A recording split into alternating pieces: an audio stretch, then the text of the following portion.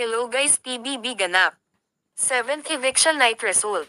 Grabe, expected naman talaga kung sino ang lalabas ngayong linggo dahil nga sa mga issues niya nitong nakaraang araw. Ang lumabas ng at na-evict ay si Dylan. Isa sa naging factor kaya walang BBS sa kanya at dahil siguro tinitira niya patalikod si Sofia. Marami nga siyang binitawan na masasakit na salita kay Sofia at meron nga siyang issue kay Colette kung saan muntik na silang mag-away nung natalo sila sa task. Kaya hindi na nagulat ang netizen sa resulta dahil nga si Dylan ang pinaka-hate na male housemates ngayong linggo. At ang nanguna nga sa botohan ay si Colette. Grabe, kahit sinisiraan siya ng ibang fandom, patuloy pa din ang kanyang pamamayagpag sa botohan.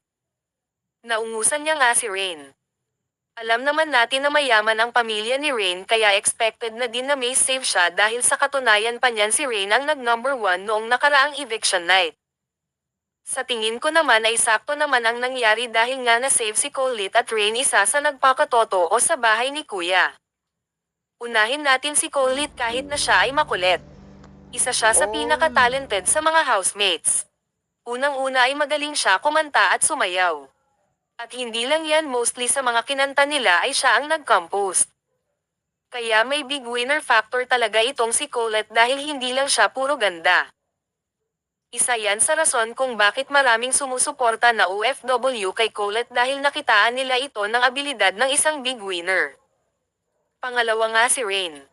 Maraming nagsasabi na kaya lang daw sumikat si Rain ay dahil yun kay Kai. Pero sa tingin ko naman ay hindi dahil si Rain ay isang matalinong bata. Competitive at talagang nagpakita ng tunay na ugali sa loob ng bahay ni Kuya. Magaling din itong kumanta, kasabayan ito ni Kai. Malungkot mang sabihin pero na maalam nga si Dylan, siya nga ang pinakamalakas sa task noong nakaraan at parati siyang na-save. Talagang ngayon lang siya naging tagilid dahil siguro sa mga pinakita niyang asal. Ganun pa man ay tiyak na may project naman itong si Dylan paglabas. Dahil artista na ito bago pa man pumasok sa bahay ni Kuya. Ano ang masasabi nyo sa resulta ng botohan, guys? E-comment sa baba, huwag kalimutang mag-subscribe para lagi kayong updated. Salamat!